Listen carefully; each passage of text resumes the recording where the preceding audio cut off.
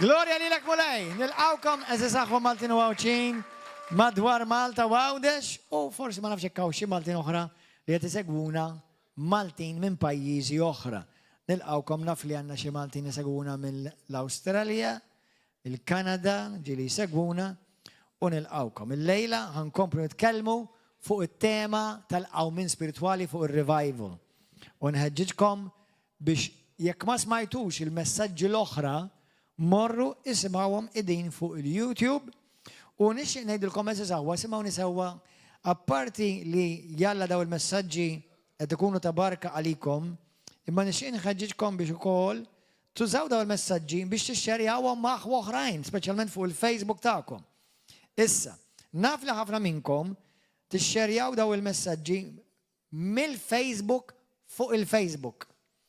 Però sfortunatament il-Facebook wara xahar iħassarhom.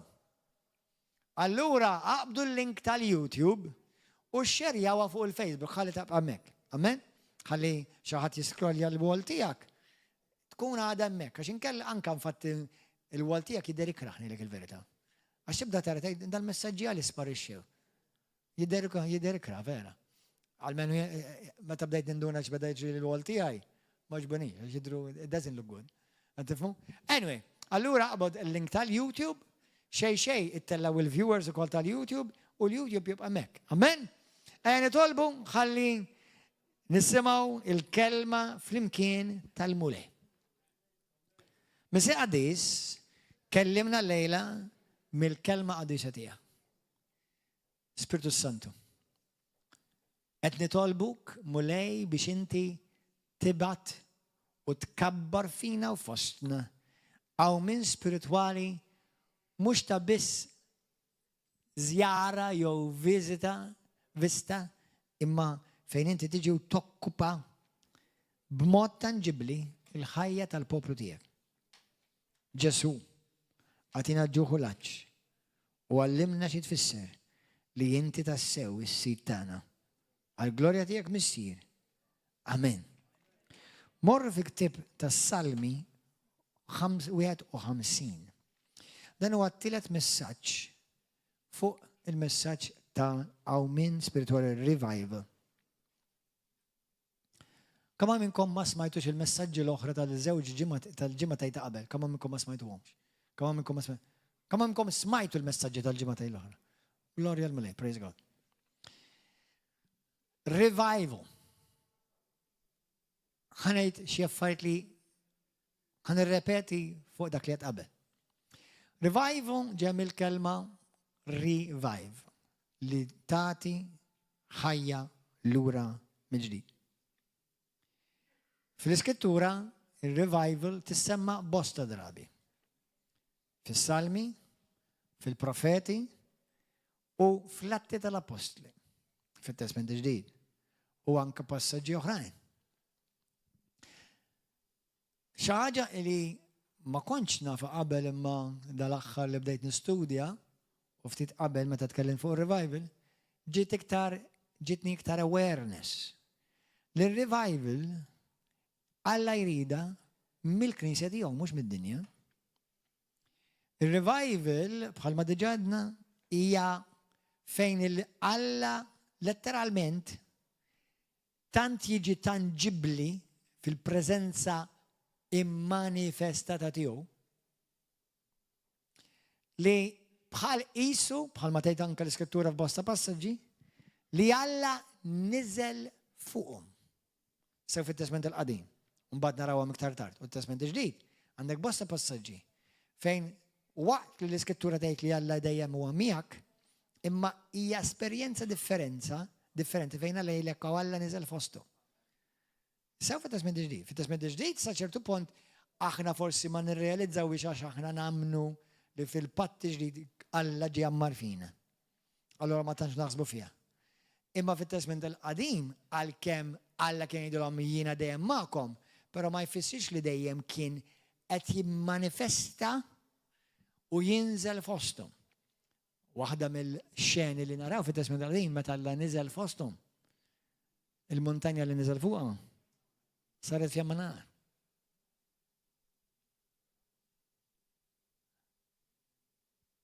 fit-Testament il-ġdid, u anke fil-qadim, il-muntanja tista' tfisser il-poplu Alla.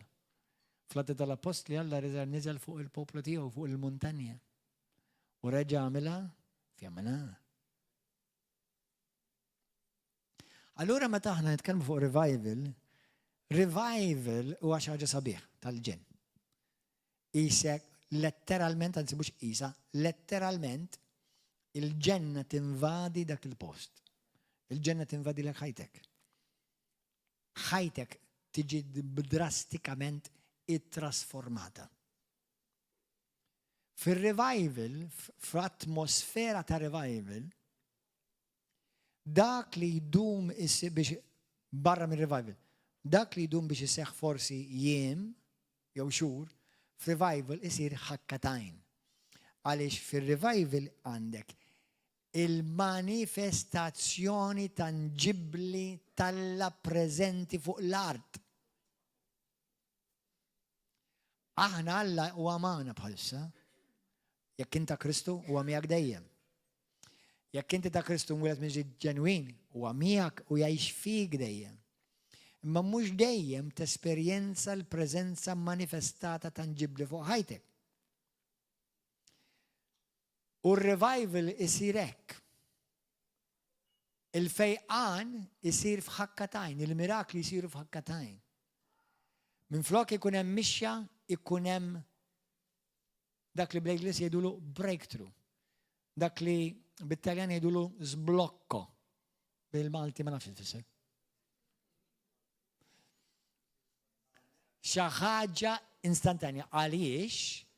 Għaliex fir-revival ftakar fil-qawmin inti s-sema letteralment tbus id-dinja dal-art. Fis-sema m'hemmx għada, fis-sema dejjem hemm issa. U meta s-sema tinvadi l-art b'dak il-mod, m'hemmx iktar għada, hemm issa. Dejjem issa. Dejjem he is. Amen. Tkellimna fuq il-revival b'mod ġenerali. Fit-tieni messaġġ li huwa importanti ħafna, tkellimna fuq il-revival jibda mal-kelma Alla. Meta jekk inti trid inkontru ma' Kristu, mingħajr Kristu ma tistax kollok revival, imma biex intaqa' ma' Kristu, trid kollok inkontru mal-kelma. Li bidlitni, ħafna minnkom għandkom ħafna privileġġi llum, inkluż jien, li jekk inti trid tisma' messaġġ, tmur fuq il-YouTube, iddaħħal xi trid tisma' u jitlgħu lek turu messaġġi. Dak iż-żmien meta jiena sir Kristjan ma kienx jeżistu l-affarijiet, kont toqgħod taqra u tistudja l-Bibja. Allura waħda mill-privileġġi li jiena kelli li ħafna minnkom m'għandkomx għax hemm las. Fi jekk trid tisir xi ħaġa, insib xi ħaġa, kelli nfittixha fil-Bibja, mhux immur fuq Google jew fuq YouTube. Allura kelli nkontru ħaj mal-Bibja, hija l-Bibja li bedlitni lili u sirt radikalment f'jammanar għal Kristu, għax kelli nkontru ma' Kristu permezz tal-Bibja. U din inti ma tistax taħrabha jekk trid verament ikollok inkontru ma' Kristu f'revival. Imma llum ħanitkellmu fuq xi ħaġa oħra.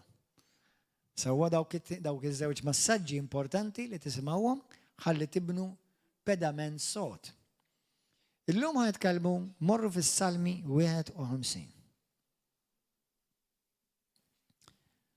Meta bniedem idur lejn mulej u bniedem qed iħalli l-Alla jaħdem fih, ħanamilkom daqsxejn lezzjoni malajr fuq il-teoloġija rigward il-persuna. Meta inti titwieled mill-ġdid, meta bniedem isalva, inti l-ispirtu tiegħek jitwieled mill-ġdid. Imma tbaqalek tiddilja ma' ruħek u ma' ġismek. Allura hemm proċess għax inti spiritu għandek ruħu tgħix ġisem. Allura meta titwieled mill-ġdid inti ssir eċitat, excited, mhux eċitat, excited għall-mulej, żelus għall-mulej, għandek dak l-inkontru, imma għadek karnali. Għandek proċess ta' maturità fejn tgħid iktar kuljum le għad-dnub, għall-vizzijiet, għal kien nifsek, u tgħid iktar iva kuljum għarrida Alla biex saħħ issir fik, speċjalment fl-erja tar-ruħ, ġifieri tar-roġi kif tirraġuna, كيف تحسب، كيف تجشي، كيف تتكلم.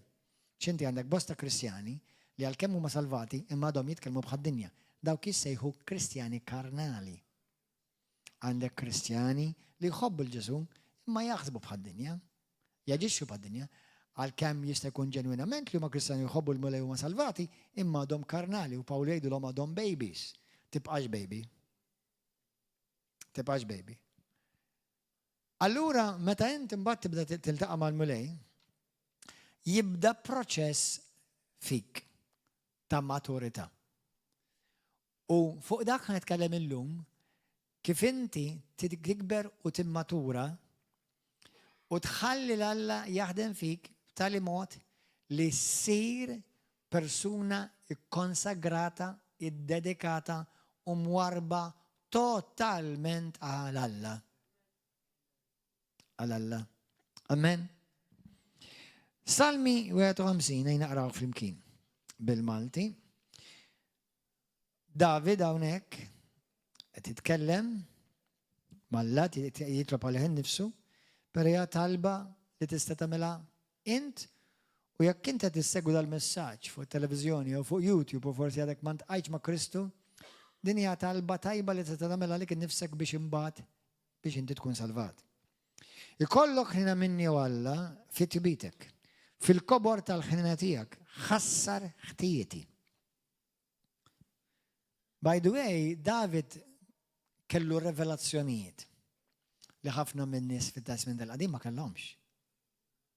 Fit-Testament tal-Qadim id-nubiet ma kienux jitħassru, kienu jiġu Mattija. Ġiedi talba profetika. Aħsilni kollni mill-ħtija tiegħi, naddafni mid-dnub tiegħi. Għax jien narafhom ħtijieti, id-dnub tiegħi dejjem qudiemi. Kontrik biss jien għadnibt u dak li hu ħażin f'għajnejk għamilt. Jekk jien nara fis-sewwa tal-kelma tiegħek, hekk jien nara fis-sewwa tal-kelma tiegħek, u billa teba jidher il-ħaq tiegħek. Ara, jiena ssawwart fil-ħtija u fid-dnub nissiltni ommi. Int li tħobb il-qalb sinċira. Għallimni l-erf fil-font ta' qalbi. Roxni bl-ilma u nissaffa, aħsilni waktar missilx nibjat. Għamel li nisma l-ferħ u lena biex għadmi li int sħaqt jitenna. Dawwar wiċċek minn ħtijieti, ħassar ħżunieti kollha. Oħloq fija qalb safja u Alla u spirtu qawwi ġeddet fija. La twarrabnix minn qudiemek. Tneħħix minni l-ispirtu qaddis tiegħek. Rod li l-ħena tas-salvazzjoni tiegħek u bi-spirtu qalbini wettaqni. Lil-midinbin, mela once li dak sar kollu, x'ħajġri? Once li da jseħħ fija, lil-midinbin nallem traqatek. U l-ħatjin lejk jerġgħu lura. Aħlisni mill-pina tal-mewt u Alla tas-salvazzjoni tiegħi. U l-sini jfaħħar il-ġustizzja tiegħek. Iftaħ li xiftejja sidi u fommi xandar it-tifħir tiegħek. Għax lilek ma joġbukx is-sagrifiċċji. Nofrilek vittmi maħruqa u ma tilqaħħomx is-sagrifiċċji tiegħi u Alla u il-qalb nidima. Qalb maqsuma u sabina ma twarrabiex inti u Alla. Għamel il-ġit lil-Sjon bitjubitek, erġa' ibni l-ħitan ta' Ġerusalem, imbagħad tilqa' il-qalb vittmi xirqa sagrifiċċji ta' vittmi maħruqa u mitmuma. Imbagħad jofrulek oġġiela fuq l-artal tiegħek. It-talba ta' David, apparti li David ma kienx jaf xi tfisser nubietu jiġu mħassra.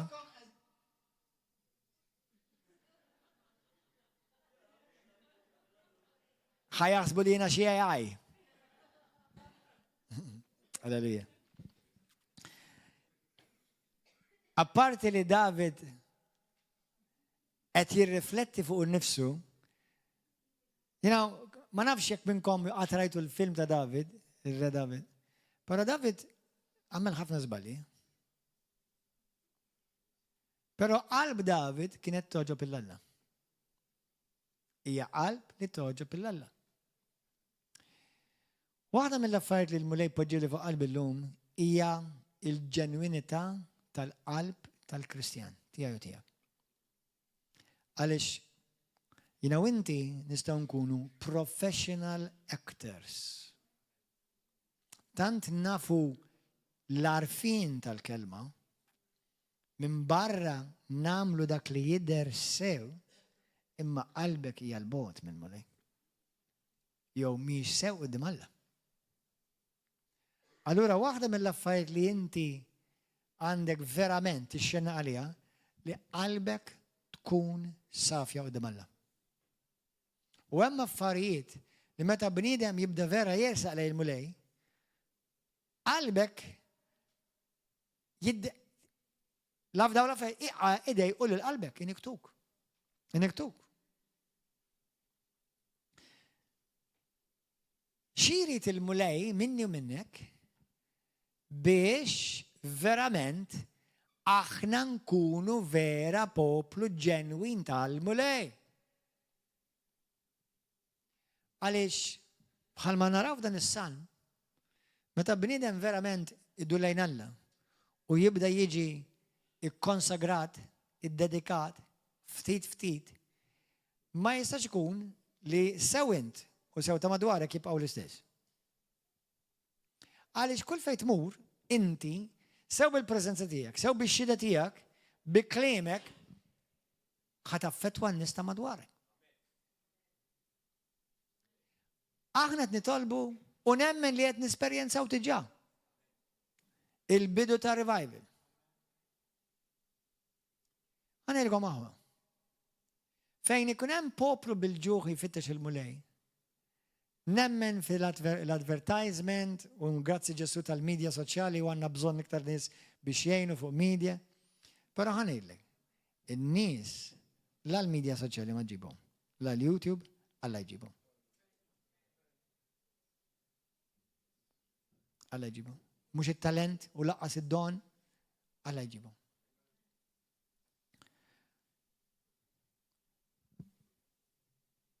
Xirid nagħmel jiena u inti llum biex jiena nippożizzjona lili nnifsi biex inkun kandidat biex Alla li jużani bħalma semma l-Aziz ibn Spiritwali Joshua Izrael nhar l-erba' li għadew biex inkun wieħed minn dawk l-inġor revival.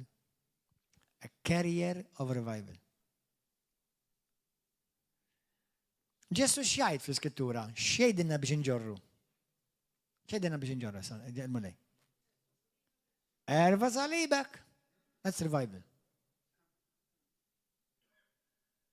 Meta inti ġor salibek, qed iġġor qed tkun carrier ta' revival. Għaliex? Ejja mmorru fil-ktieb ta' Luqa, kapitlu 9. Luqa 9.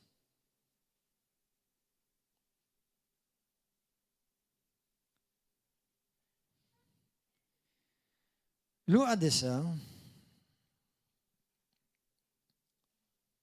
skrittura li ġieli smajnija.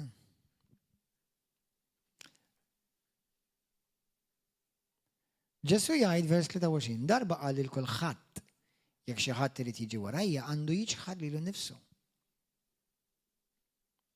Jerfa' salibu kull jum u jimxi warajja. Għax min irid isalva ħajtu, jitlifha. Ma min jitlef ħajtu għall-imħabba tiegħi, jisalvaħħa. Għax jiswilu l-bniedem li jikseb id-dinja kollha, mbagħad jintilef jew jinqered. Għaliex jiena u inti biex inġorru revival, to be carriers of revival, irridu nġorru s-salib. Salib kien mewt għal Ġesu, ma kien ħajja għalik.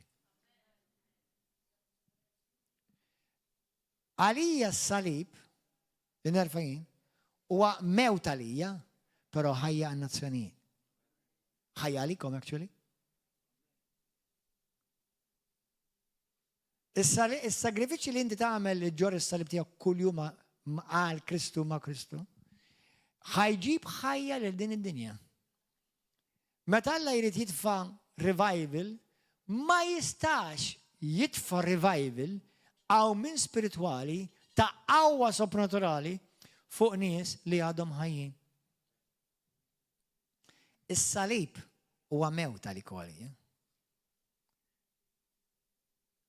Fit-Testament il-qadim, meta Alla kien jitfa' n-nar tiegħu, dejjem kien jitfa' n-nar tiegħu fuq sagrifiċċji mejta.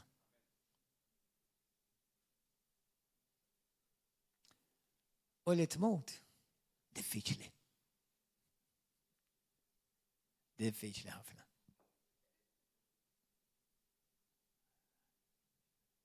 ħafna. Għaliex tispiċċalek l-opinjoni tiegħek. X'taħseb inti tispiċċa. Xi tillek inti, jispiċċa. Fejn trid tmur int, jispiċċa.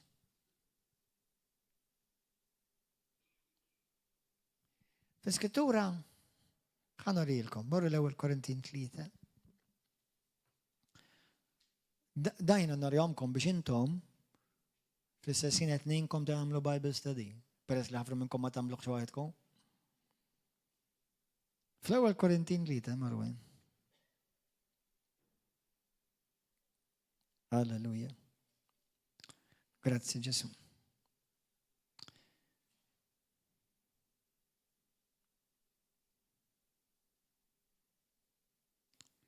L-ewwel Korintin.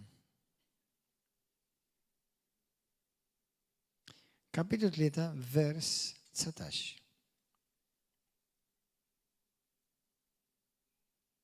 Anzi, għanibda minn vers 16. Ma tafux li jintom it-tempju tal-Ispirtu tal-Alla. U l-Ispirtu tal-Alla jammar fikum. Jina u inti it-tempju tal-Alla l-ħaj.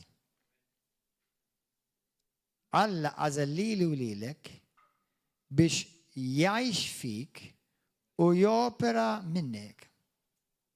L-ewwel Korintin 6. Isma' għadi, din għalija kieku qed nagħmlu xi Bible discussion bħalissa fiha ħafna xtamod. Vers 19. Ma tafux li ġisimkom u għat-tempju tal-Ispiritu Santu li jinsab jammar fikom li għandkom minn Alla. Ma tafux li jintom mintom xtakom infuskom. Aħna l-Kristjani mażulin, midlukin, mberkin, għanna weird glorious u kollu vera.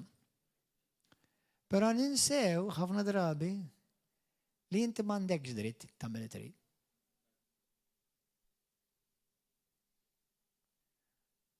M'għandekx dritt tagħżel l-imknisja tmur. M'għandekx dritt fejn issifer. M'għandekx dritt x'tilbes. Drittijiet inti bħala skjaf tlifthom kollha. Kull ma tagħmel issa tagħmlu għalmu lej. Ilbsu, please. Ġednilkom ma tilbsu xkojja, ġaraj. Il-kunċett huwa li għalkemm huwa vera mill-lat ċivili li aħna għandna d-drittijiet, imma fajnej Kristu, jekk jiena u inti għadna ngħixu għax dan huwa d-dritt tiegħi, sewwa, Ġesu kellu d-drittijiet kollha u ma ddefendix lilu nnifsu darba. Jiena u inti, meta nimxu ma' Kristu, once li ġarrejt is-salib, naħseb ħafna minna taf x'għamilna, ġarrejna l-barkiet tas-salib, imma s-salib ħallejna minn. Għażilna l-barkiet, imma s-salib ħallejna minn. Għaliex is-salib joqtlok, is-salib huwa mewta. Għal x'taħseb int, x'idillek inti, xi l-opinjoni tiegħek. Però għal min bil-grazzja tal-Alla kapaċi ġorr is-salib, Alla ma jħallix f'xejn, għaliex jekk titesperjenza l-għawmin mill-mewt, revival, you have to face the cross. Trid tiffaċċja s-salib. U s-salib skomdu. Ħafna mill-Kristjani kienu kapaċi, inkluż ħafna minnkom, kemm minnkom kontu tpejpu u kemm ilek li inti sir Kristjan ma dejx tpejje. Grazzi Ġesu. Grazzi mulej. Kemm minnkom kontu tieħdu droga ma tkomx teħduha. Grazzi Ġesu. Kemm minnkom forsi kontu taraw films pastazi jew films diaboliċi jew minn kollox u ma tkomx tarawhom. Ollu dik. Praise God. Amen. Kemm minnkom meta jitlalkom xorta għadu jitlalkom.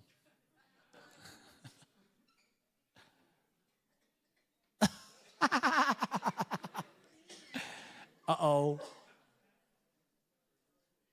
We're not completely dead yet. Kemm hawn minnkom meta xi ħadd jgħidilkom kalma inti tittejlu d-nej. Ara fejn ġej is-salib issa.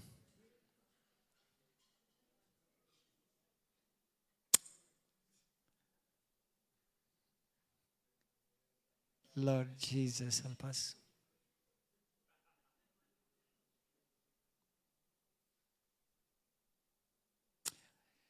ħafna Kristjani, grazzi Ġesu, sibnija abbastante faċile biex inneħħu s-sigaret, mux għedin tal-liġi, għadba kont impejjeb. Imma abbastante faċile biex inneħħu ċertu vizziet għax kienu għaffajt esterjuri. Xi ħaġa li ma ġorx iktar, ma tmurx għalija aktar. Imma dawk il-xaħġajiet li għadhom fik u ġorrom kuljum. Taqbizlek, parla żejjed, f'żaqqek toqgħod ħobża tas-salib, imma ma toqgħodx kelma.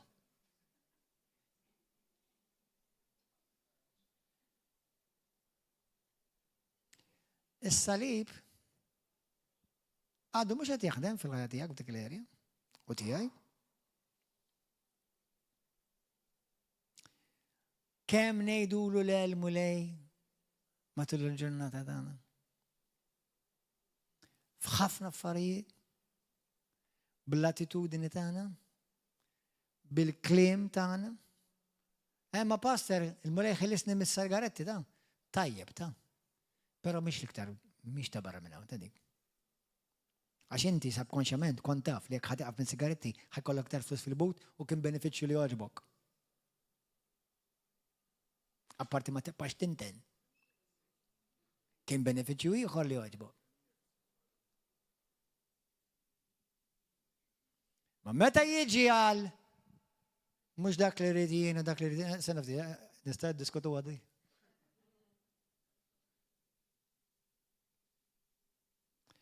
Ħanejdulhom fil-veru sens tal-kelma. Il-problemi kolli tiegħi u tiegħek ħanitkellmu bejni u bejn Alla l-ewwel. Għax hemm bejni u bejn Marti u vice versa, hemm bejni u bejn uliedi u vice versa, hemm bejni u bejkom u vice versa. Ma nibdew bejni u bejn Alla l-ewwel. Kemm hemm affarijiet li l-mulej talabni u xi kulta ngħidlu, that's hard. Kemm diffiċli. Le naħseb mhux qed nisma' tajjeb ta' ma naħsibx il-mulej di.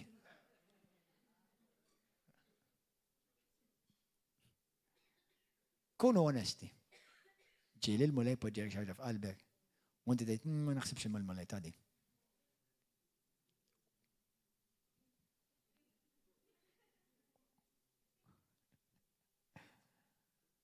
Because I don't wanna die.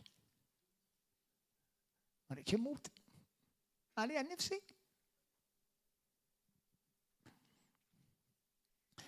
U n-nies li ħajġorru revival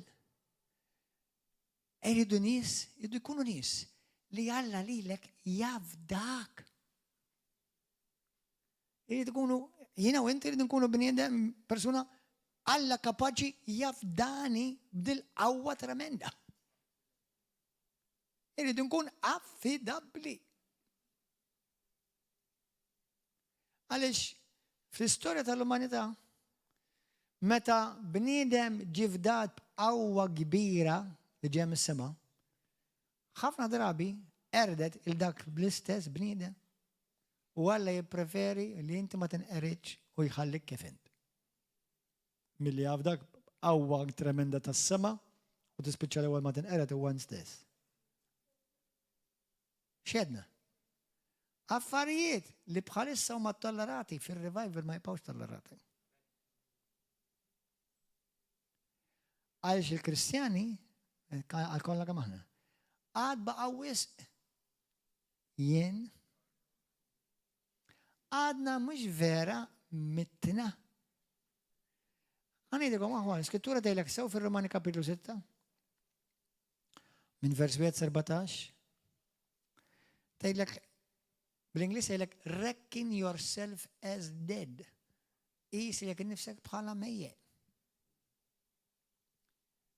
Għal Kristu, mill-punta di vista ta' Kristu, il-qawwa hija għal bniedem li huwa mejjed. Mhux il-bniedem li huwa ħaj u għadu jfittex id-drittijiet tiegħu u titgħaddi tiegħu jew tagħha. Allura aħna esperjenzajna ftit qawwa talla maħdej dak li Alla għandu għalina. Għadna ma esperjenzajna xejn. Għax il-mulej irid iġib il-knisja tiegħu fejn hija in line għall-anjati miegħu.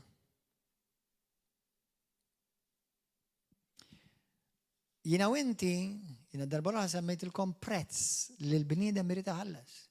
Dan huwa l-prezz. Għandikom x'inhu huwa l-prezz. Għandikom x'inhu huwa l-prezz.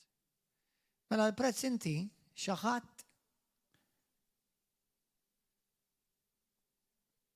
jista' jkun in-neighbor, il-ġar, jista' jkun ir-raġel tiegħek jew il-mara tiegħek, jista' jkun il-ħabib tiegħek jew kontu ħbieb jew fuq tax-xogħol jew il-boss.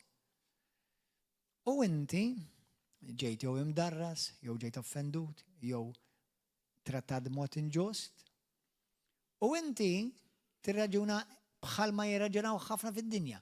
U għad-dinja tinstema tajjeb. Let go and move on. Id-dinja tirraġuna. Alla ta' fi raġuna, die and do what's right.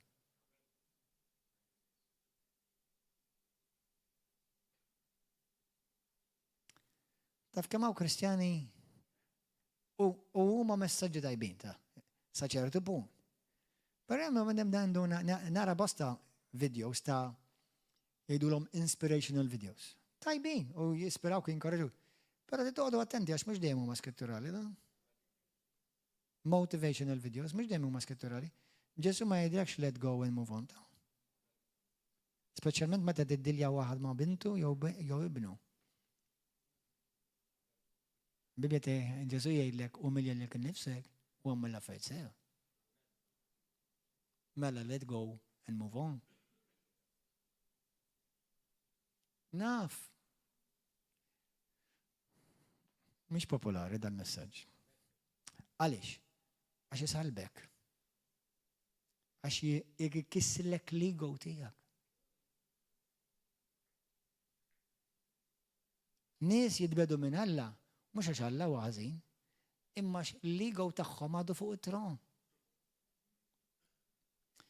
Nies ikissru knejjes mhux għax Alla huwa ħażin, għax l-ego tagħhom għadu fuq it-tron. Għax trid tgħaddi tiegħi.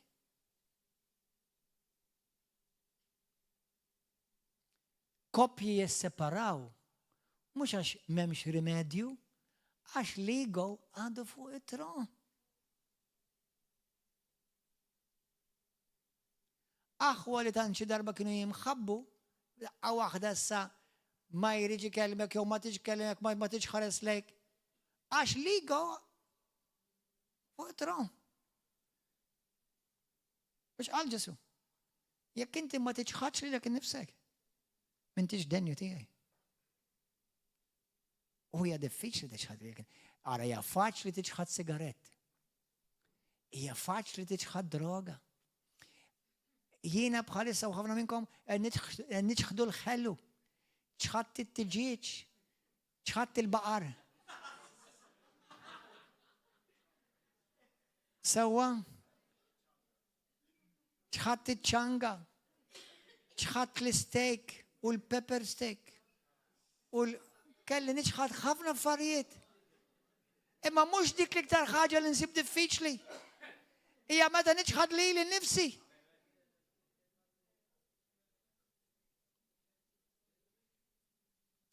U għalhekk il-Knisja għadha ma esperjenzax il-qawmin li vera Kristu jrid tal-Knisja. Ibda minn fuq il-pulp tiegħi. Inkluż jien. Spiċċa magħkom. Tiskandalizzawx ruħkom, aħna fid-dinja ngħixu għadna maħniex il-ġenna. Taf kemm hawn pastors ġlied kontra xi xejn. Leaders kontra xi xejn. Assassin kontra xi xejn. Għadux niskantaw, ta' we're not in heaven yet. Iġviri, wake up and smell the flowers. All right? Tajjeb imma, tasgolli le, iktar u iktar jek nisejħu ta' Kristu.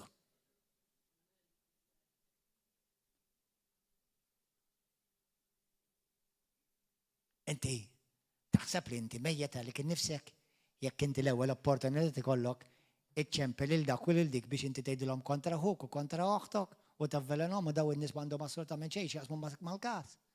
Taħseb li inti mejjeta li kien nifsek. Jew iċċempel xi ħadd biex tivvalenhom kontra l-pastor. Turrum ta' mhux wieħed jew nej. Taħseb li Alla kuntent bik. Taħseb li ħadar as-sema'. Jek tħares il-semma. Taf għaliex? There's too much ego.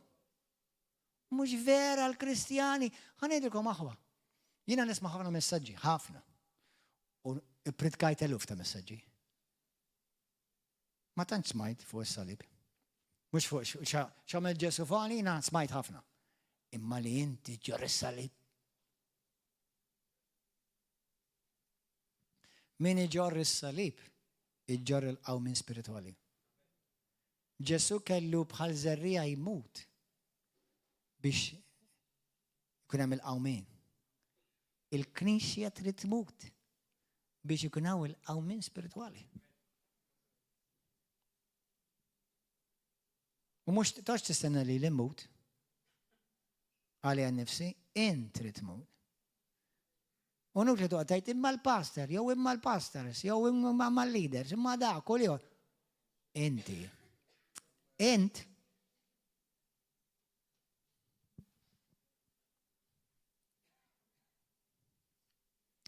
Fit-Testament il-qadim, bħalma smajna, Alla kien jitfannar tal-qawwa tiegħu fuq sagrifiċċji mejta aħwa. Sagrifiċċji mejta. U meta dan jibda jseħħ, morru fit-tieni Kroniki 7.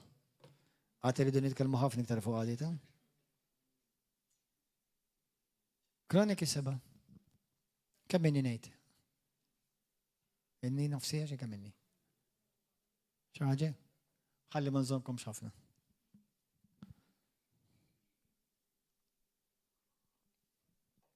Tieni Kroniki 7. Din hija skrittura li hija ir-risposta għal qawmin iżaħwa da.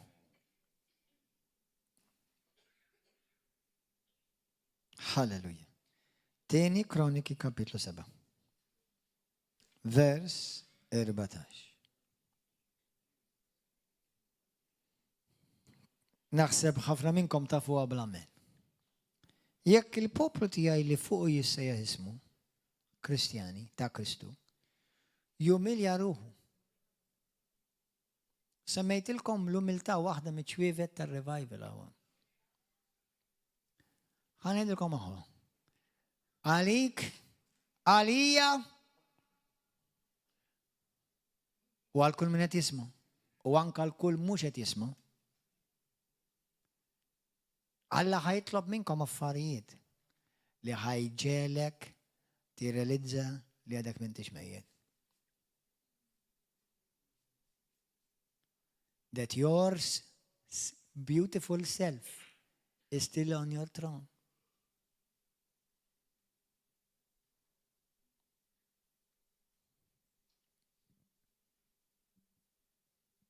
U tipprova tuża l-iskużi kollha.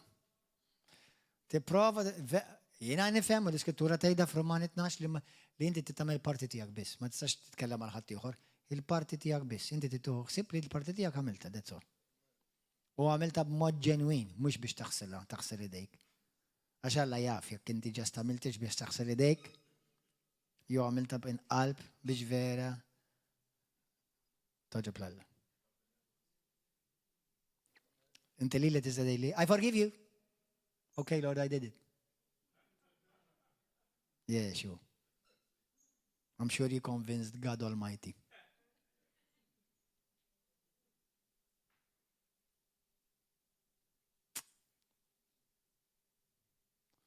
Lord, bħalsa xejkietura tkun tajba.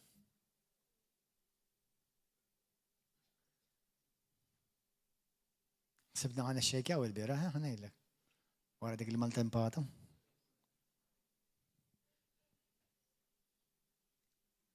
Ismawni. Ġesu għajlek, ma tistax timxi warajja, ma tistax kun disċiplu tijaj, ma tistax is-salva. Għaxek Alla, ma tistax ibti is-salva bil-jien.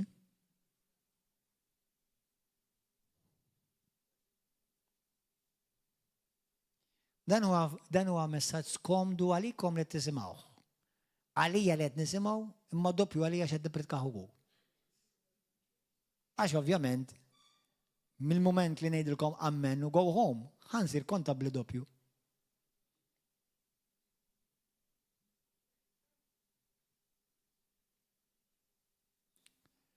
Fil-ġisem ta' Kristu, hemm wisq ħajjin. Hemm wisq ħajjin. Mux ħanajt li kulħadd, imma ħanajdlek fl-esperienza tiegħi il-maġġoranza. Wis għaj, din l-opinjoni tiegħi. Ma di kif nara jien, imma inti dak x'taħseb jien u x'taħseb jien. Estu maċ-jien.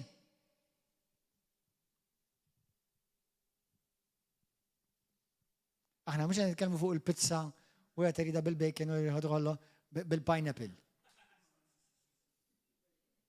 Jew bitnej. Aħna nitkellmu fuq il-qalb Alla ikkrea fija qalb pura mulej. Għax inti tista' tgħidli I love you bro, imma f'qalbek tittoqtolni. U jeżistu Kristjani li jmorru Christian Fellowships hekk.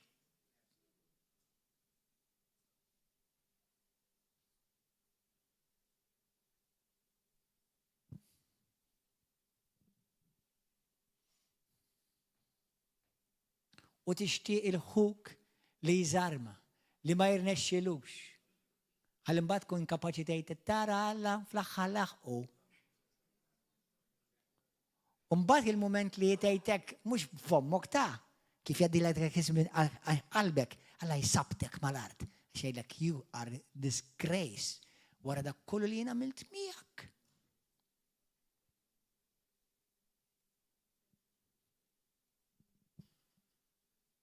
It is a pity that I desire, even with a thought, anka bħsib, li hija jaqa jew uħti ta' imma jeżistu.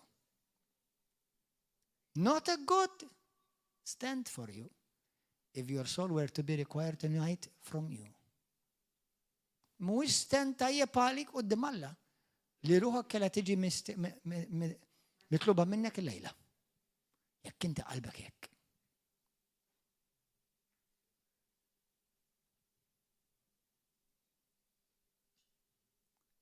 How much, let me challenge us all. U l-Knisja kollha ta' Malta qed nichallenge. How much have you prayed and cried for the people who hurt you and interceded for them? Membżatori ngħidilkom. Kemm tlabt u kpejt qudiem Alla għal dawk li weġġawk. Kienu inġusti miegħek, kattivi miegħek. Mhux biżbaljaw ta' hemm minnhom ikunu kattivi miegħek. Il-Knisja ta' Kristu di. Imma ovvjament Alla biss jaf verament min huwa tiegħu, imma minti li suppost qalbek qed titlob il-Alla biex qalbek iżommilek pura kuljum biex tinterċedi għalihom b'imħabba ġenwina jew għalih jew għaliha.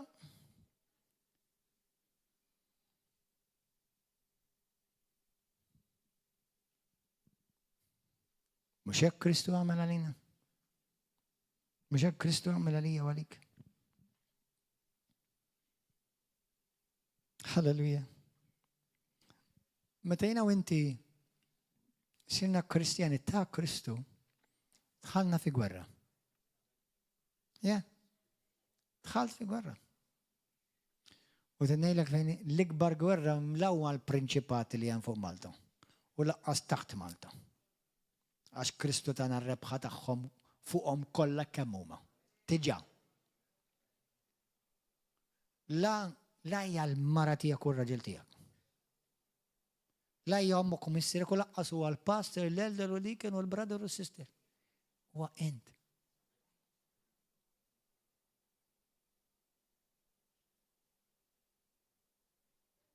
L-ikbar battalja ta' Gordon John Manche.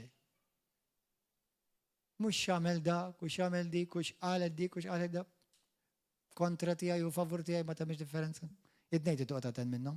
Kontra tijak biex ma jħassollex qalbek. U favur tijak biex ma jnefħullek xrazek. Id-nejti tuqta ten minnom.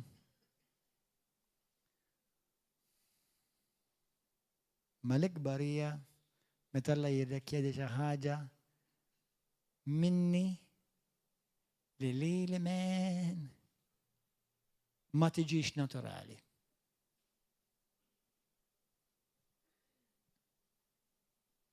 Imma la inti qalbek hija pura u tixtieq terġa' lill-Alla u tiġi qalbek taħbad bl-istess taħbita ta' Alla. You cannot skip grades. You're going to have to go through that. ħajkollok tgħaddi minna. Halleluja. L-ikbar ġlieda li ħad kollok hija miegħek innifsek.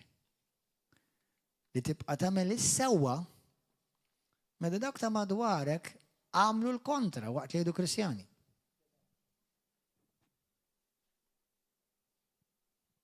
Amen. Għaliex jiena u inti qed nerfgħu s-salib tagħna. Nixbħu l-Kristu kuljum. Mur fil-Ktieb ta' Filippin, kapitlu 2.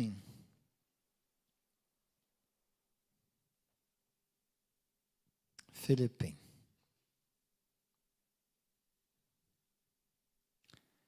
Grazzi Ġesu.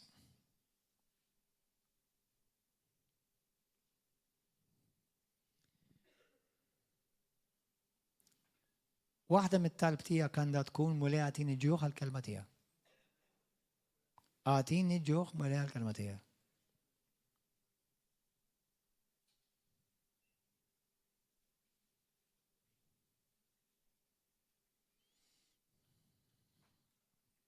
Thank you, Lord.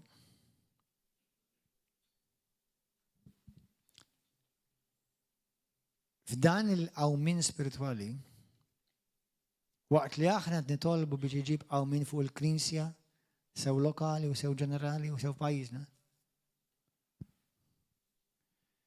F'revival qawmin mill-ġdid mill-mewt tal-ħajja, dak li miet terġa' ġibu lura l-ħajja.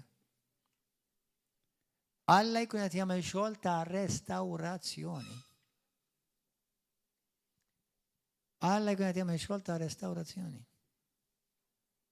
U dak ifisser għalija u għalik skumdità.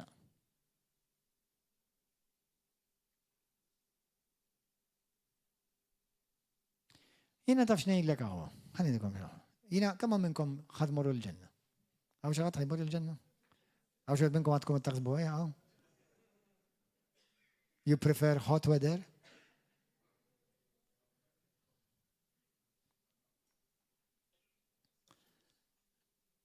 Di miex messaġġ faċli, all right? Naf. Na mhux messaġġ faċli. Għax dan huwa il-lejla ġejtu għal Atlantu. Praise God. Ġejtu l-biċċerija.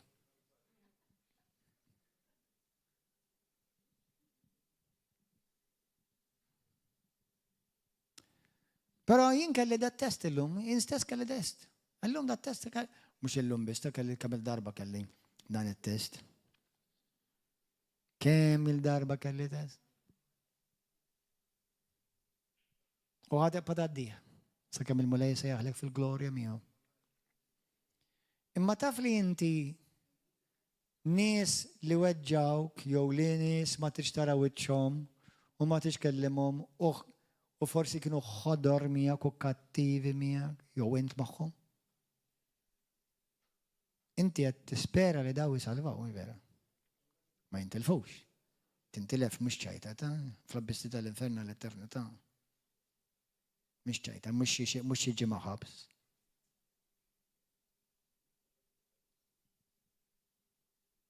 U jekk ma jgħodux attenti ċertu aħwa hemmhekk ħajmorru ta'. Ħanerġa' nirrepeti. Tiżbalja mod. Ma tkun kattiv mod ieħor.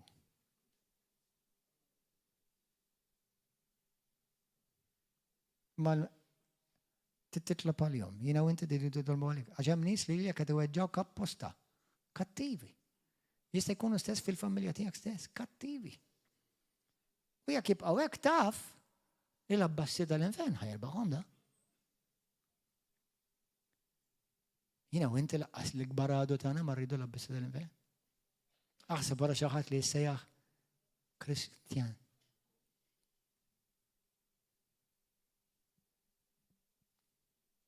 Mela daw l-istess nies. Apparti li Alla jħobbhom bħal ma jħobb lilek. Ħajkunu l-ġenna miegħek u miegħi. Kif ħadamel? Kif inti kun taqsam it-triq u tarhom ġejjin tesamna għal oħra l-ġenna jew?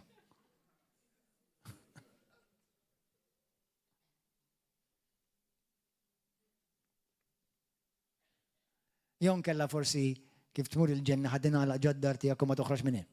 Ħalli ma tara l-ħadd minnu. Kemm diffiċli, jo. Jisi, Alla ma inda taw ismuni. Alla ma jitlob qatt minnek il-possibbli. Alla dejjem jitlob minnek l-impossibbli.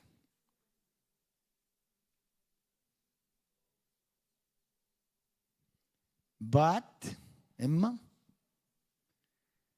għax il-moment li inti tgħidlu mhux dak li rrid jinmulej, ma dak li trid. Alla jitfall qawwa tiegħu fuqek biex inti tkun kapaċi bis-sega tiegħu tagħmilha. Għax bin-natura ta' Gordon ma nistax nagħmilha. Le, sorry, ma rridx nagħmilha. Anzi, sorry, irid nagħmel kontra. Imma ta' natura ta' Kristu waqt li tobżoq li timmala famani tkun kattiv. Les li nieħu s-salib għalik biex jissalva.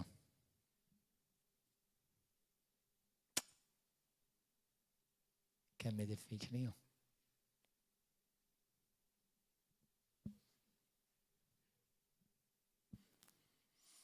Kemm diffiċli Ġesu ħani.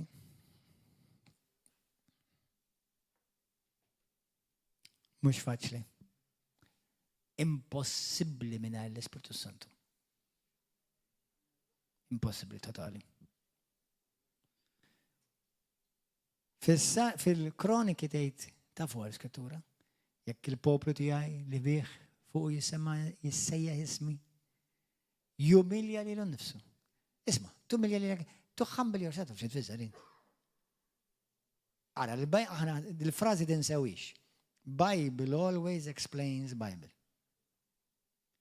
Humility by Bible definition. Cameras fuqi, please. Close up. Humility by Bible definition is this.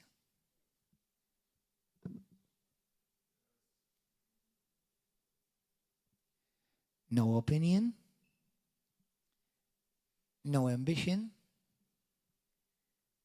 ma tagħmilx differenza x'naħseb jien, ma tagħmilx differenza x'irrid jien, Ma tagħmilx differenza xi ħaġa lili. Dead.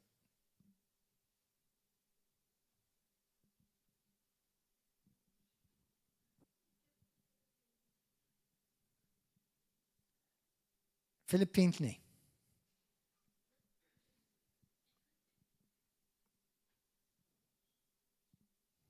Jekk hemm fikom xi faraġġ, vers wieħed, fi Kristu, jekk hemm xi kelma ta' ħlewwa fl-imħabba, jekk hemm xi xirka fl-ispirtu, jekk hemm xi ħniena u modrija, kunu fema waħda. U mlewni bil-ferħ. ħajkolkom l-istess imħabba. U ruħ waħda u ħsieb wieħed. Tamlu xejn pika ta' partit. Anqas għal ftaħir fieraħ, imma kunu umli. U kull wieħed minnkom iqis lill-ieħor aħjar minnu.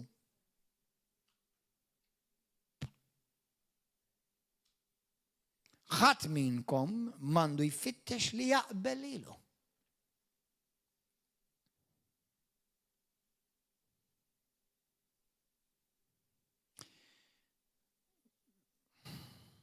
Imma dak li jaqbel il-ħadd ieħor.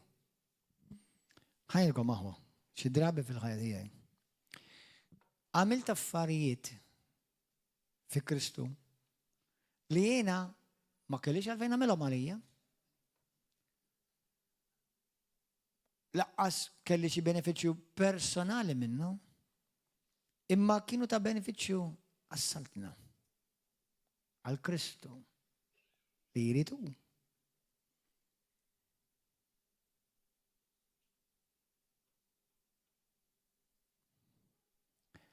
Aħsbu bħal ma kien jaħseb Kristu Ġesu. U li għad li kellu n-natura talla, ma għadx ifittex dak li ju tiegħu li ju daqsalla. X'inhi l-problema ta' ħafna Kristjani? Ifittxu dak li ju tagħhom. Dak li ju tagħhom. Jekkaw mitruħ f'Malta mefruxa. Biex darba kienu jimxu mal-mulej. Kienu f'xirka, jew River of Love, jew oħra bħala. U l-lum id-din ar-rasu ma jirdux jafu għax weġġawhom, offenduhom, ma ħadux dak li ridu. Għaliex? Taf x'inhi il-problema ma kienx il-Knisja fejn tmur. Il-problema ma kienx il-pastor, jew il-mara tiegħu, it-tfal tiegħu, jew il-leaders. Il-problema huwa inti fittixt li jaqbel lilek, mhux li jaqbel għas-saltna. Mux dak li rrid Kristu. Dak li rrid int.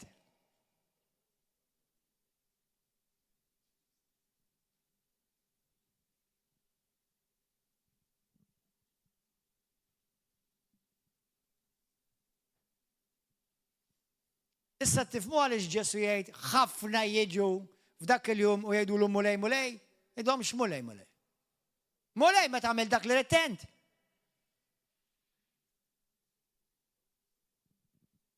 Għetlek tamiliex dik, ma xorta għamilta? Mux tal-li għamilta tal-li ġerrejt il-ħu kulloħtok maħħa biex jamlu għamija. X'mullej, mullej. Għalek keċċijom Kristu ta' mux għax keċċew ix-xjatinu fejqu l-morda u jiprofetizzaw. Morru, intom dak li tamlu rridu intom, dak tfisser rebellioni.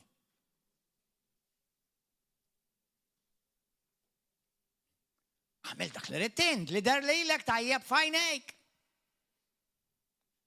U Alla batlek ukoll, sfortunatament, bħalma naraw fl-Iskrittura fl-ewwel Kroniki u anke f'Samwel. Mhux Samuel, fil-ewwel Kroniku u Slati. Fejn Alla fejn kien hemm re u beda jfittex Ġeħoṣafat u liħor kien jismu, liħor. Ma insomma, beda jfittex li beda jsaqsi il-profeti biex jgħidulu kelma pożittiva ħalli imur għal-gwerra ħajirba. U kolla għallu jgħamur, il-mulej miegħek. Ma mbagħad il-profeta, Mikaja. Għallu inti ħat jgħidlu xi ħaġa pożittiva ir-re għallu jgħidlu xi ħaġa ħinkoraġġih ta'. Għallu tmurx u għallu tara da dejjem kontra tiegħi. U Alla bagħtilhom spiritu ta' gideb biex jgħidu lir-re dak li r-re jrid jisma'. Għodu attenti. Dak mux il-rebessiċ, tista tiġi l-reġina u lilek. Għax meta inti tfittex dak li trid int, mela inti l-għala tgħidlu shut up, Lord. Għidli xi ħaġa oħra. Give me something to use as an excuse. Tini xi ħaġa għax ma ħarsitx lejja, għax ħatfitni, jew ħatafni, jew għax ma ħadlix bidejjeh, jew għax ħadd ma ċempilli. Xi ħadd riċenti, mhux riċenti xi xarek li tgħidlu, għart li mhix ġektar il-fellowship għax ħadd ma ċempilli ma ġejtx.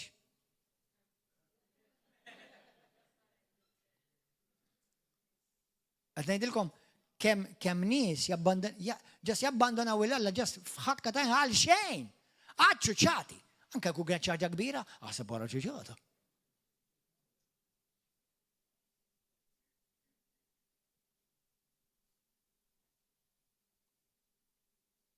Għaxa, fittix dak li trid int. Ma fittix bħal ma jitpawlu jisimgħu. Kemm sabiħ il-massaġġ. U għart li kellu natura talla ma għadx fittex dak li huwa għal-kemm huwa daqs ma fittix dak li huwa tiegħu. Dil problema ta' għamna kristjani, fitxu dak li huwa jridu huma, x'jidella ma huma. Iżda xejjen lilu nnifsu billi ħan natura tal-sej, skużawni. Sar jiġbaħ lil bnedmin u der minn barra bħala bniedem, ċekkan lilu nnifsu. I'm sorry. Anka ħandikom eżempju prattiku li Alla tan il-grazzja li jiena ngħixha u nista' nuża bħala testimonjanza. Meta jiena kont għadni ballarin u qed infittex xogħol, kien hemm kumpanija u tatni kuntratt ġewwa l-Paso Texas li kien ħajtuni paga ta' daqsxejn iktar minn dana xejdula. Minima, daqsxejn iktar minn minima, paga minima. Wara ġimgħa, diggantilkom dil-istorja, xi ġimgħa wara, kumpanija minn Wisconsin toffri li paga doppju plus il-benefiċċji tal-health insurance u l-health benefits. Ħasħabi, inkluż anke wieħed Kristjan, kien qalli u dak ħassu l-kontrat għalli dak tonorax ġast mhux dak ħafna jagħmlu hekk. U ġew qalbi ħassejni vera ħażin li mhux ħanonora l-kelma tiegħi u mhux ħanonora il-kontratt. Tifhem? U mhux biex indoq it-trombi, mhux dejjem irnexxi li nagħmilha di, imma dakinhar irnexxi li għamilha u nirringrazzja għax berik immens Alla minn dak id-deċiżjoni. Għaliex? Għax jiena ma qabellix fin-naturali mmur il-Paso Texas. Għax il-paga kienet nofsa u spiċċajt il-kumpanija li mort nisfem magħha l-aħħar xarej spiċċaw bla flus laqas ħażuni il-paga ta' xarej. Imma waqt li kont il-Paso Texas, peress li ningrazzja l-Alla tan il-grazzja da dakinhar nkun f'sensija li ma nagħmilx dak li qabelli li ma nonora u nippreferi ħadd ieħor fuqi. Sewwa hemmhekk tammit bil-Ispirtu Santu. Skoprejt il-kelma tal-fidi u l-qofol u l-Vanġelu sħiħ tal-qawwa tal-Alla. Alla laqqani ma dak li mbagħad wara ftit isir misteri spiritwali. Sewwa u minn hemmhekk nibda Alla fetaħ li bibin kbar. Minn hemm le mbagħad il-mulej batni Bible College u kollox ġimħallas. U niftakar meta kont ħamur il-Bible College u Alla kellem mod sopranaturali xi ħadd biex iħallas il-Bible College għalija laqas kienu jafu xejn fuqi. Alla qalli din saritlek. Għax inti kont dakinhar onorajt il-kelma u kont integru. Sena u nofs qabel ibbenefikajt minna sena u nofs wara. Meta inti Alla tiċċalenġjalek l-ego tiegħek u inti taħrab, ħanejdlek, inti minn għalik li ħrabt. Imma taf x'għamilt? You've missed some major promotion that God was setting you up for. Immissjajt promozzjoni maġġura li Alla kienet jippreparak għalija u inti tlifta. Għax preferejt li l-ek nifsek mill-li preferejt dak li huwa sew u onorabli u integru u dimalla. U li onora lilu. Kellek test u iffejljajtu. Sad. Darba kienet Hagen wara li kienilu 14 il-sena pastor. Alla kien qallu, issa ħatibda l-ministeru tiegħek vera. Qallu x'inhu? Qallu mela dawn l-14 sena x'kont qed nagħmel? Qallu kienet kollha preparazzjoni għal dak li qed nieħdu għalih. U mbagħad Alla qallu il-maġġoranza tal-poplu tiegħi ma jidħlux, fil-maġġoranza ma jidħlux fil-pjan perfett tal-Alla għalihom. U waħda mir-raġunijiet hija they think they're too important. Mhumiex kapaċi jobdu dak li huwa sempliċi. Dali ħanamel ħajġib ġid għall-Knisja, għall-poplu tal-Alla, ħajġib unur għall-isem Kristu. Le, għax dik, u għax dak, u għax dawk. Għasku kulħadd jiżvija. Int l-importanti li tibqa' sew quddiem Alla. Da bħal virus tal-COVID. Waqt li Malta kienet miksija bil-COVID, kien hemm bosta li l-COVID ma ħaduhx. Mela mhux għax kulħadd tagħmel hekk, inti bil-forsi tagħmel hekk. Inti tista' tkun l-eċċezzjoni u tkun bħal Kristu.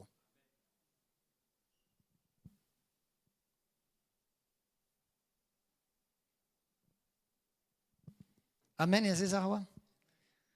Ħankomplu naraw. Vers 8, ċekka lilu nifsu, praise and worship. Billi obbida sal-mewt, anzi sal-mewt tas-salib.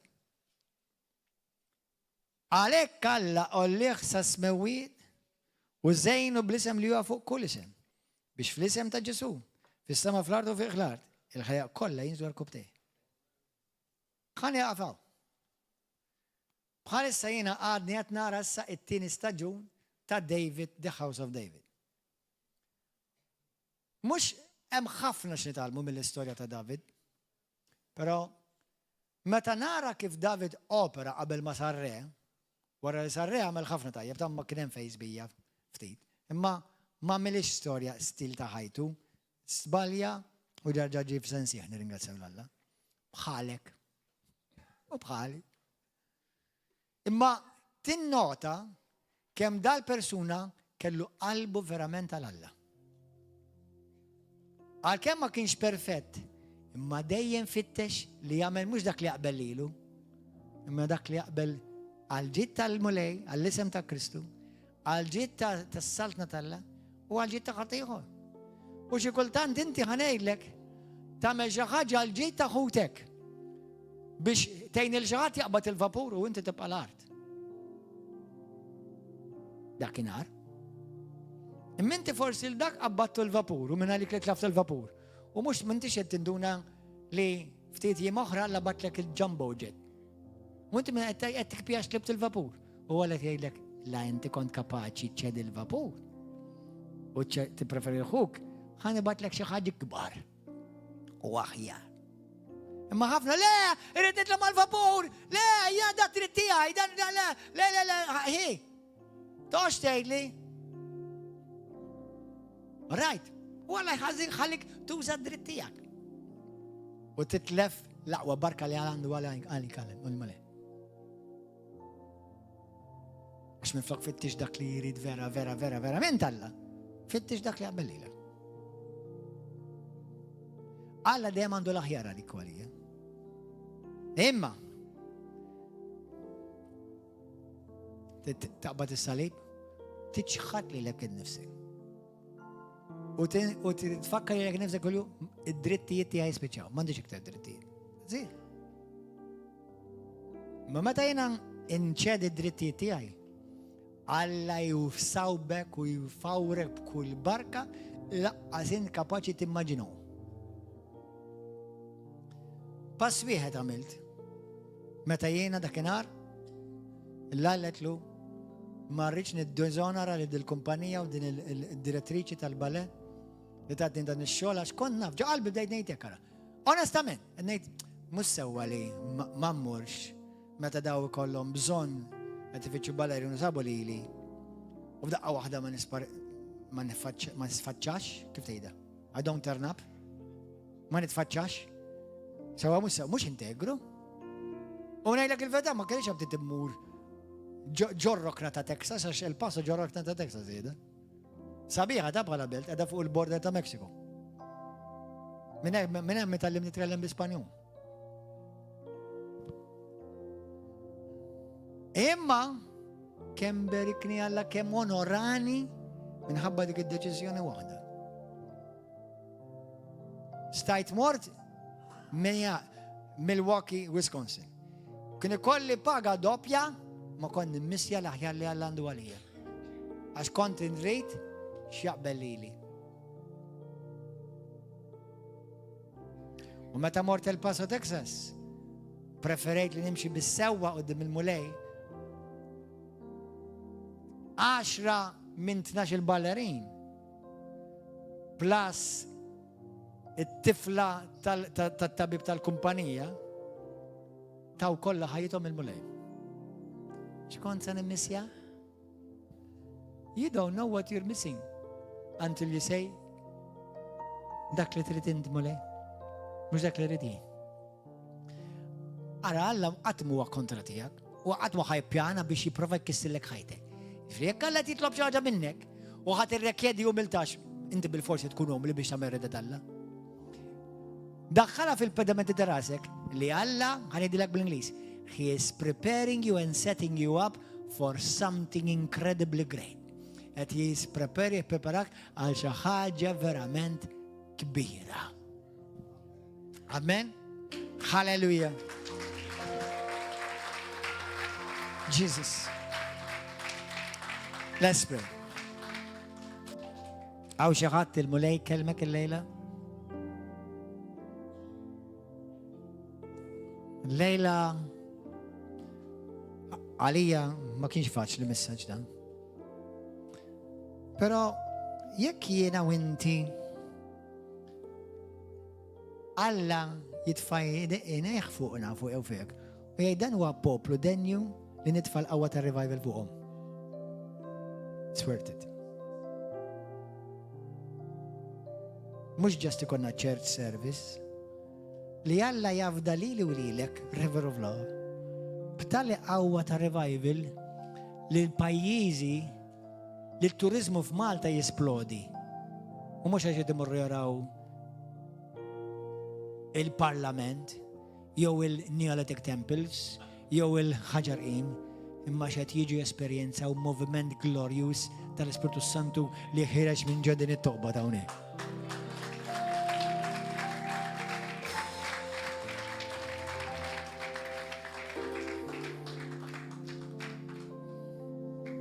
Ħansaqsikom mistoqsija serja. You ready to do this? At least to be willing. At least say, Lord, I'm willing. Eid li kif, show me how. Kemm minkom? Vera? Kulħadd iqum bil-wifa.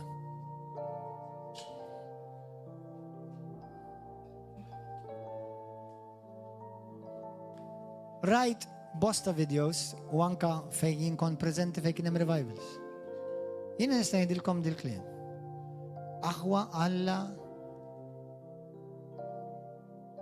birek il-dan il-movimentu ministeru li ħafna affarijiet li esperjenzaw revivals, aħna esperjenzajnihom, imma temporanjament.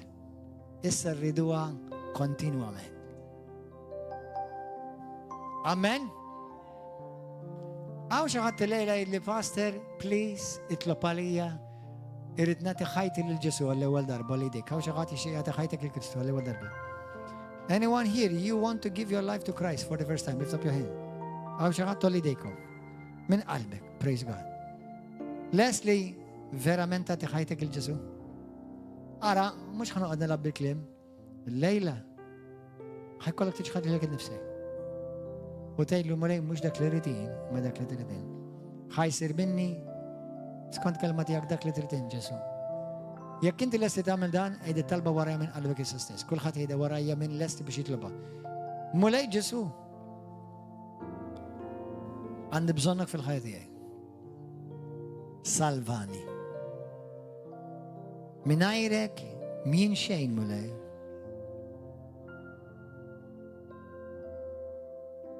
Mulej Ġesu. Il-kelma tiegħek hija ċara li min irid jimxi miegħek u jiġi warajk. Irid jiġħad lilu nifsu, jerfa salibu u jimxi warajk.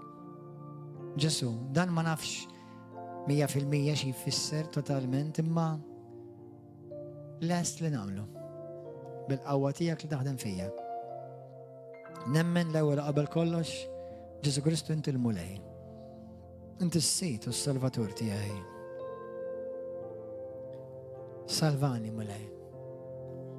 Salvani minn kull ħakma u kull qawwa influenza tad-demonju.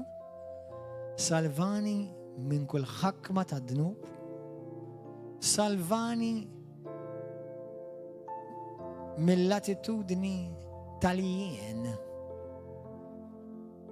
biex ma nkunx instess l-għadu tiegħi nifsi. Għallimni xi tfisser nerfa' salibi. Nippreferi l-ħadd ieħor fuqi. Nippreferi l-ħija, l-oħti, il-marti, l-żewġi fuqi. U saħansitra anke l dawk li waġġawni. Mhux biss naħfrilhom imma nberikhom. Ġesu, inti ħadd is-salib tiegħi. Ħadd posti. Batejt id-batija li suppost kelli nbati jien. Illum titlob minni li jiena niġħad li l-nifsi Ġesu.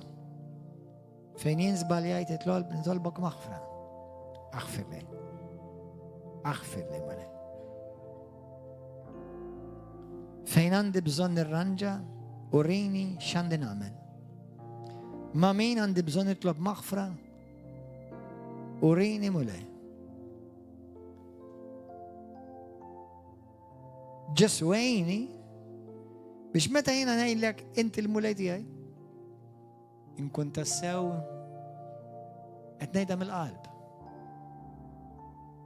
li inti tassew il-mulej tiegħi. U li tassew jien qalbi hija li tagħmel dak li tixtieq. Fejn iżbalja urini. Fejn indajjef għajni. Ma bħal Marija lejla ħanet tittalba minn qalbi. Mhux dak li rrid jien, ma dak li trid int. U ħajsir minni skont kelmtek mulej. Min qalbi llum ngħidlek mulej tiegħi u Alla tiegħi.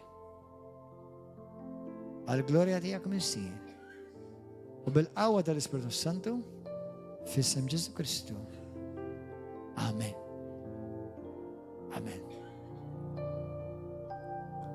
Hallelujah.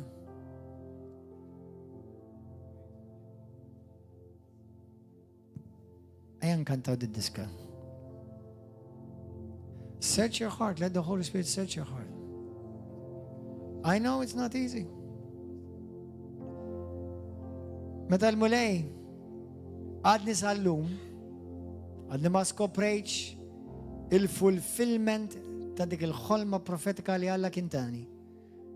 F'April, fid-9 ta' April. Il-mewġa tal-ħbieġ ġiet imwedqa. Il-weġġat ġie mwedqa. L-aħħar biċċa tal-ħolma għadbaqla tiġi mwedqa. That this will be for the redemption of many. L-iddejan seħ għal-fitwa ta' postu. Amen? Thank you, Jesus. Let us worship the Lord. Create in me a clean heart, Jesus. oh Lord.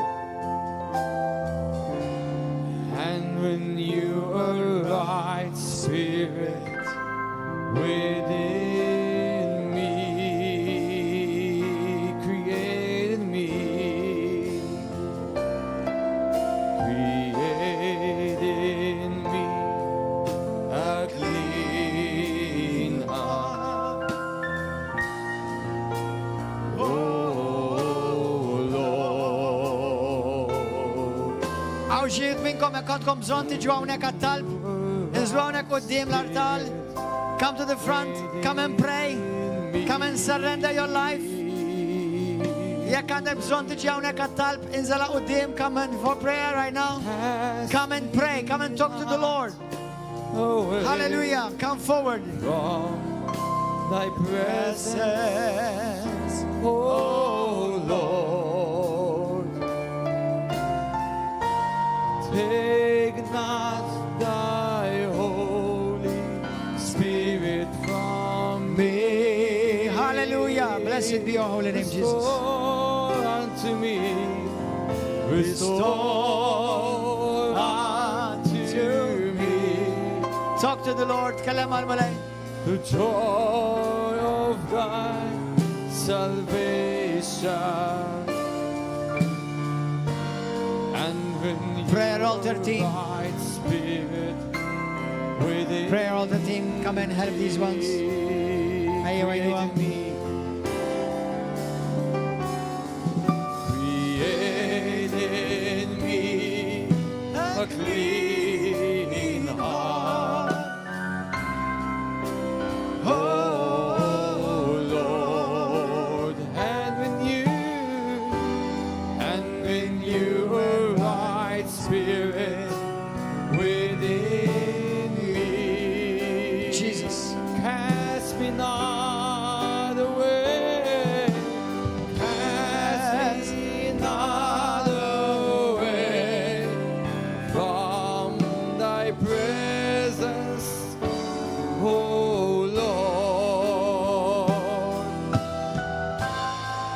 Take not thy Holy Spirit from me, and restore unto me the joy of thy salvation. And when you a right spirit within me, oh, cast me not away, cast me not away from thy presence, oh Lord. Take not thy Holy Spirit from me.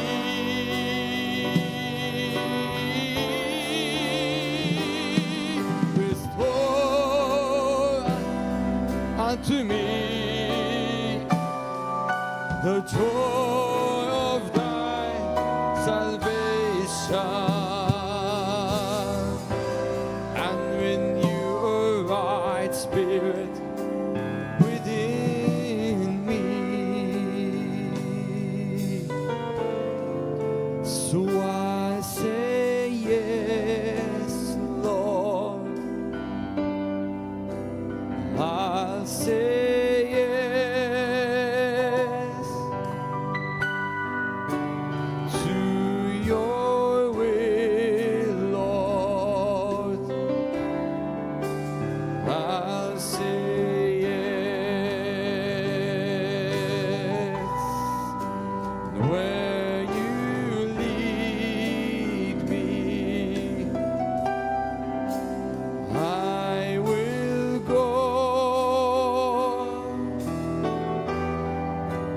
I'll say yes, Lord. I'll say yes.